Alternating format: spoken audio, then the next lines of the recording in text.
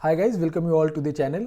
Friends, कई बार ऐसा होता है कि हम अपने रिलेटिव्स को, फ्रेंड्स को, फैमिली मेम्बर्स को पैसे दे देते हैं और पैसे रिटर्न नहीं मिल पाते। तो ऐसे सिचुएशन में हमें क्या करना चाहिए, वो पैसे कैसे रिकवर करने चाहिए, पैसे कैसे लेने चाहिए, इस टॉपिक पे डील करेंगे। पैसे रिकवर करने के प्रोसेस से लेके क्या उसका लीगल प्रोसेस है, कैसे रिकवर कर सकते हैं, कितना टाइम पीरियड होता है, इसके रिगार्डिंग डिस्कस करेंगे। तो चलिए स्टार्ट करते हैं। तो सबसे पहले जानते हैं कि क्या लीगल स्टेप्स इन्वॉल्व हैं। अगर आपको पैसे रिकवर करने हैं तो दो टाइप के सूट फाइल कर सकते हैं आप, जो सिविल नेचर का होता है। आप एक रेगुलर सूट होता है वो फाइल कर सकते हैं, और दूसरा होता है समरी सूट। आज हम समरी सूट के बारे में जानेंगे, क्योंकि समरी सूट हेल्प करता है आपको पैसे रिकवर करने में क्विकली एंड ईजियर वे में।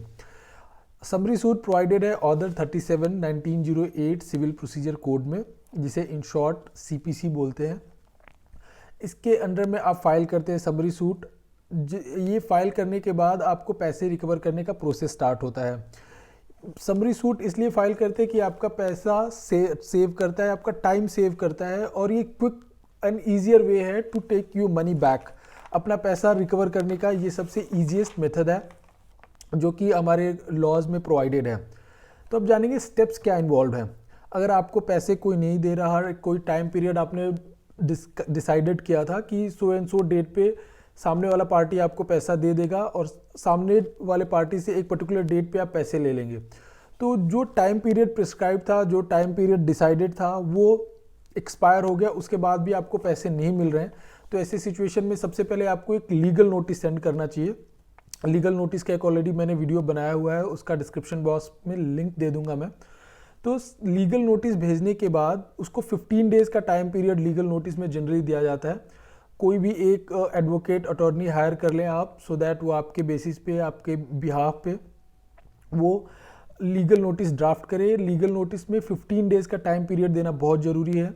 15 डेज़ का टाइम पीरियड में अगर आपको वो पैसे नहीं देता है तो आप एलिजिबल होते हैं। आप लीगल नोटिस भेजने के पहले आप एलिजिबल नहीं होते। उसके पहले आपके पास राइट नहीं है कि आप कोर्ट को अप्रोच कर सके सिविल सूट फाइल करने के लिए, या आप 37 ऑर्डर 37 के अंडर में, या फिर रेगुलर सूट फाइल करने के लिए आप एलिजिबल नहीं थे।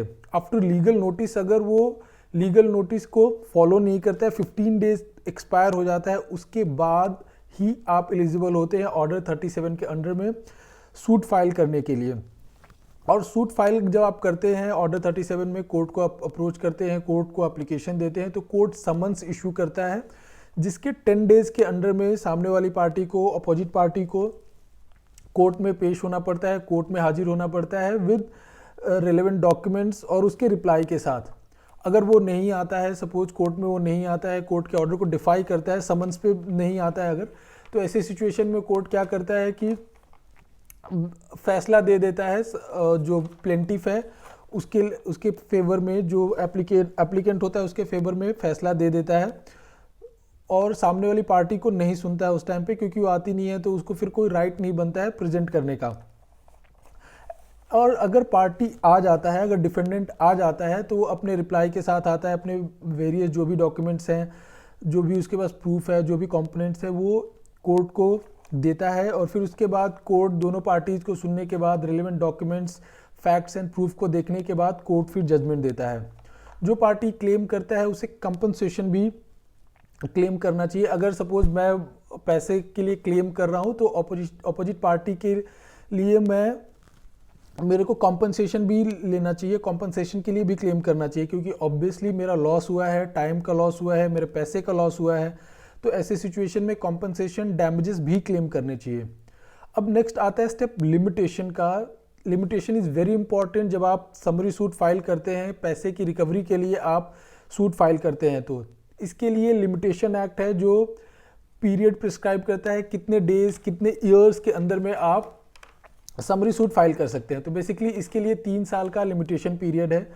सपोज अगर आपने मेरे को पैसे दिए, 2 लाख रुपए दिया है कि 6 मंथ बाद मैं रिटर्न करूंगा, मैंने ऐसा प्रॉमिस करा है, तो जब वो 6 मंथ एक्सपायर होता है, उससे 3 इयर्स का पीरियड काउंट होता है।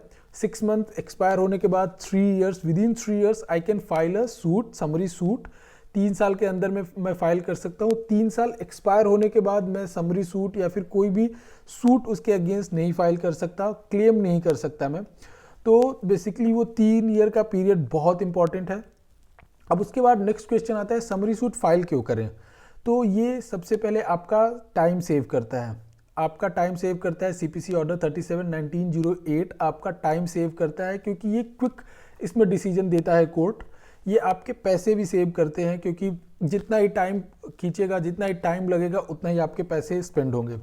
और डिले करने का जो ट्रिक्स एंड टैक्टिक यूज़ करता है अपोजिशन पार्टी, अपोजिट पार्टी जो भी ट्रिक्स एंड टैक्टिक्स जो यूज़ करता है 5 ईयर्स 6 ईयर्स का डिले कर सकता है। तो ये सिचुएशन अराइज नहीं होता है समरी सूट में। तो आज हम लोगों ने जाना कि समरी सूट क्या होता है, समरी सूट कैसे फाइल करते हैं, समरी सूट का क्या प्रोसेस है, क्या लिमिटेशन है। अगर इस वीडियो से रिलेटेड आपको कोई भी डाउट हो तो आप कमेंट बॉक्स में पूछ सकते हैं। Thank you.